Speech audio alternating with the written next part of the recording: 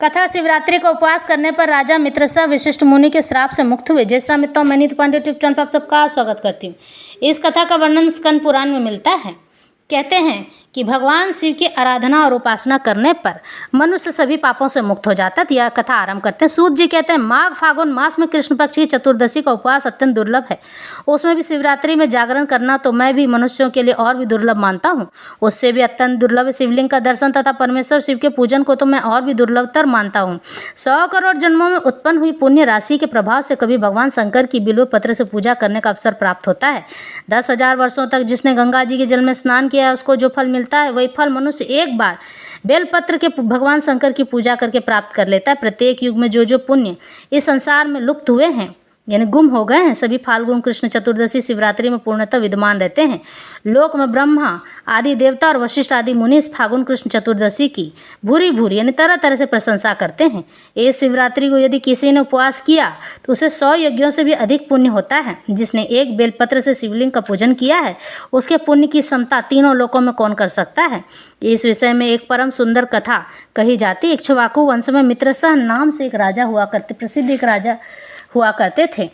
प्रसिद्ध एक परम धर्मात्मा राजा हो गए। वे समस्त धनुर्धारियों में श्रेष्ठ, सब अस्त्र शस्त्रों के ज्ञाता, शास्त्रज्ञ, वेदों के पारंगत विद्वान, शूरवीर, अत्यंत बलशाली, उत्साही, नित्य उद्योगी और दया के निधान थे। राजा को शिकार खेलने का व्यसन था। एक दिन उन्होंने अपनी बहुत बड़ी सेना सेना साथ लेकर भयंकर वन में प्रवेश किया और वहां बहुत से व्याघ्र, बाघ, जंगली सुअर और सिंहों को अपने बाणों से मार डाला। राजा मित्रसा रथ पर सवार हो कवच से सुरक्षित होकर वन में विचर रहे थे। उसी समय उन्होंने अग्नि के समान आकृति वाले एक निशाचर को मारा। उसका छोटा भाई दूर से यह देखकर शोकमग्न हो गया और वहीं कहीं छिप गया। भाई को मारा गया देख उसने मन ही मन इस प्रकार विचार किया, यह राजा बड़ा दुर्धर्ष वीर है, बहुत ही बलशाली है, इसे छल से ही जीतना चाहिए। ऐसा निश्चय करके वह पापात्मा राक्षस मनुष्य के समान आकृति बनाकर राजा के पास पहुंच गया। राजा ने सेवा करने के लिए विनीत भाव से आए हुए उस पुरुष को देखकर अज्ञानवश उसे रसोई का अध्यक्ष बना दिया। उसके बाद राजा लौटकर अपनी पुरी को आए। महाराज मित्रसा की पत्नी मदयंती अपने प्रसिद्ध नाम से प्रसिद्ध थी। वह नल की स्त्री दमयंती के समान ही बड़ी ही पतिव्रता और सुंदर थी। एक दिन राजा मित्रसा ने श्राद्ध के दिन मुनिवर वशिष्ठ को निमंत्रित करके अपने घर बुलाया। उस समय रसोइये के रूप में राक्षस ने साग में मनुष्य का मांस मिला दिया था और वही वशिष्ठ जी के आगे परोस दिए। इसे देखकर वशिष्ठ जी बोले, राजन तुझे तो धिक्कार है राजन, तू तो बड़ा ही दुष्ट और छली है कि मेरे आगे मनुष्य का मांस रख दिया। इस पाप के कारण तू राक्षस हो जाएगा। जब मुनि को यह मालूम हुआ कि वह सारी करतूत राक्षस की है तब उन्होंने उस सांप को 12 वर्षों की अवधि में सीमित कर दिया। तब राजा भी कुपित होकर बोले, यह मेरी करतूत नहीं थी और न मैं इस विषय में कुछ जानता ही था, तो भी आपने मुझे अकारण ही श्राप क्यों दे दिया। इसलिए गुरु होने पर भी मैं भी आपको श्राप देता हूँ। ऐसा कहकर राजा अंजलि में यानी हाथ में जल लेकर गुरु को श्राप देने के लिए तैयार हुए। यह देखकर रानी मदयंती ने पति के चरणों में गिरकर उन्हें ऐसा करने से रोका। रानी के वचन का मान रखने के लिए राजा श्राप देने से निवृत्त हो गए और उस अंजलि के जल को उन्होंने अपने दोनों पैरों पर डाल दिया।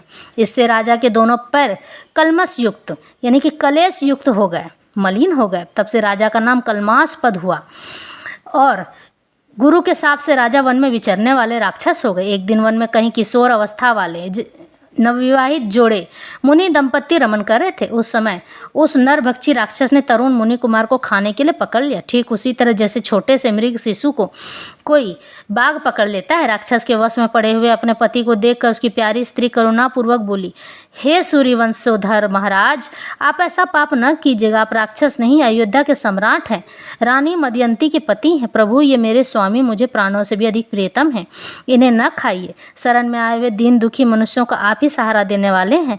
इन महात्मा पति के बिना मेरा यह शरीर मेरे लिए महान भार हो जाएगा। इस मलिन पाप में पंच भौतिक शरीर से क्या सुख होगा। ये मुनि कुमार देखने को बालक हैं किंतु वेदों के विद्वान, शांत, तपस्वी और अनेक शास्त्रों के ज्ञाता हैं। इन्हें प्राण दान देकर आपको संपूर्ण जगत की रक्षा करने का पुण्य प्राप्त होगा। महाराज, मैं ब्राह्मण की स्त्री हूँ, अभी बालिका हूँ, मुझ पर कृपा कीजिए। आप जैसे साधु पुरुष अनाथों, दीनों और पीड़ितों पर कृपा करने वाले होते हैं। इस प्रकार प्रार्थना करने पर भी उस निर्दयी नरभक्षी राक्षस ने उस ब्राह्मण कुमार की गर्दन मरोड़ दी और उन्हें उदरस्थ कर लिया, यानी कि उसे उदाड़ कर उसके पूरे मांस को खा लिया। इस तरह से महाराज को ब्रह्म हत्या का दोष लग गया। तब वह पतिव्रता ब्राह्मणी अत्यंत शोक से ग्रस्त हो गई, विलाप करने लगी। उसने पति की हड्डियों को इकट्ठा करके भयंकर चिता प्रज्वलित की और पति का अनुसरण करने के अग्नि में प्रवेश करते समय राक्षस रूपधारी राजा को इस प्रकार श्राप दे दिया, अरे ओ पापात्मन, तूने मेरे पति को खा लिया है। अब तू ही जब स्त्री से समागम करेगा, उसे मिलन करने जाएगा, उसी समय तेरी मृत्यु हो जाएगी। यूं कहकर वह पतिव्रता स्त्री चिता की आग में प्रवेश कर गई। गुरु के शाप का उपभोग करके राजा पुनः अपने स्वरूप को प्राप्त हुए और प्रसन्नतापूर्वक घर को गए। रानी मदयंती उस पतिव्रता ब्राह्मणी के श्राप को जानती थी, इसलिए वैधव्य से डरकर उन्होंने रति की इच्छा वाले पति को अपने पास आने से मना कर दिया। राजा मित्रसा राज्य के सुखभोग से विरक्त हो गए और संपूर्ण लक्ष्मी का परित्याग करके पुनः वन में चले गए। राज्य छोड़कर संपूर्ण पृथ्वी पर विचरते हुए राजा ने अपने पीछे पीछे आती हुई एक भयंकर रूप वाली पिशाची को देखा। वह ब्रह्म हत्या थी। श्रेष्ठ मुनियों के उपदेश से राजा ने उस ब्रह्म हत्या को पहचाना। उसी के निवारण के लिए विरक्त चित्त वाले राजा ने अनेक वर्षों तक बहुत से क्षेत्रों में विचरण किया। फिर भी जब ब्रह्म हत्या निवृत्त नहीं हुई, तब वे मिथिला में आए। इसी समय उधर आते हुए निर्मल अंतःकरण वाले गौतम मुनि को उन्होंने देखा और उनके पास जाकर बार बार प्रणाम किया। तब मुनिश्रेष्ठ गौतम ने राजा को आशीर्वाद दे मन मन मुस्कुराते हुए कहा, राजन, तुम्हारे यहाँ कुशल तो है ना? तुम्हारे राज्य में कोई विघ्न बाधा तो नहीं है? राजा ने कहा, ब्राह्मण, आपकी कृपा से हम सब लोग कुशल से हैं, परंतु यह भयंकर रूप वाली पिशाची हमें बड़ा दुख देती है। शापग्रस्त होकर हमने तो दुर्लंघ्य पाप कर डाला है, उसकी शांति शस्त्रों प्रायश्चितों से भी नहीं हो रही है। आप प्रेम पूर्वक संभाषण करके मेरे चित्त को आनंदित कर रहे हैं। हे महाभाग, आज अपने चरण कमलों की शरण में आए हुए मुझ पापी को शांति प्रदान कीजिए, जिससे मुझे सुख मिले। तब करुणानिधि गौतम जी ने कहा, राजेन, तुम्हें साधुवाद है। अब अपने महान पापों से होने वाले भय को त्याग दो। जब भगवान शंकर रक्षा करने वाले हैं, तब उनकी शरण में आए हुए भक्तों को कहाँ से भय हो सकता है? गोकर्ण नामक मनोरथ क्षेत्र महापातकों का संहार करने वाला है। वहाँ बड़े से बड़े पाप भी नहीं टिक सकते हैं। गोकर्ण क्षेत्र में विद्यमान भगवान शिव स्मरण करने मात्र समस्त पापों को नाश कर डालते हैं। जैसे कैलाश और मंदराचल के शिखर पर भगवान शिव का निश्चित निवास है, उसी प्रकार गोकर्ण मंडल में भी वहाँ महादेव जी महाबल नाम से निवास करते हैं। रावण नामक राक्षस ने घोर तपस्या करके जिस शिवलिंग को प्राप्त किया था, उसी को गणेश जी ने गोकर्ण क्षेत्र में स्थापित किया है। सनक सनंदन आदि महात्मा तथा मृग चर्ममय वस्त्र धारण करने वाले साध्य एवं मुनिगण वहाँ बैठकर भगवान शिव की उपासना करते हैं। दंडी मुंडी स्नातक ब्रह्मचारी तथा तप से समस्त पातकों को जला डालने वाले महात्मा भी देवादिदेव शिव की उत्तम भक्ति से उपासना करते हैं। इस ब्रह्मांड मंडल में गोकर्ण के समान दूसरा क्षेत्र नहीं है। वहाँ महात्मा अगस्त्य मुनि ने घोर तपस्या की है। राजन, इस तीर्थ में संपूर्ण देवताओं के स्थान है। देवादिदेव भगवान विष्णु, परमेष्ठी ब्रह्मा, वीरवर, कार्तिकेय तथा गणेश जी के स्थान है। गोकर्ण तीर्थ में कोटि कोटि शिवलिंग विद्यमान है। वहाँ पग पग पर असंख्य तीर्थ मौजूद हैं। सत्ययुग में महाबल नामक भगवान शिव श्वेत वर्ण के होते हैं। त्रेता में उनका रंग अत्यंत लाल हो जाता है। द्वापर में वे पीत वर्ण के यानी पीले वर्ण के और कलयुग में श्याम वर्ण के हो जाएंगे। महाबल शिव भयंकर कलयुग प्राप्त होने पर कोमल भाव को प्राप्त होंगे। इस तरह से उस दिन शिवलिंग और बिलपत्र पर सबका सुयोग दुर्लभ है। अहो, माया कैसी प्रबल है कि जिससे मूढ़ हुए मनुष्य भगवान शिव की इस महातिथि को उपवास तक नहीं करते। शिवरात्रि का उपवास, जागरण, भगवान शंकर के पास जाकर निवास तथा गोकर्ण क्षेत्र का वास, इन सब का सुयोग होना मनुष्यों के शिवलोक में जाने की सीढ़ी है।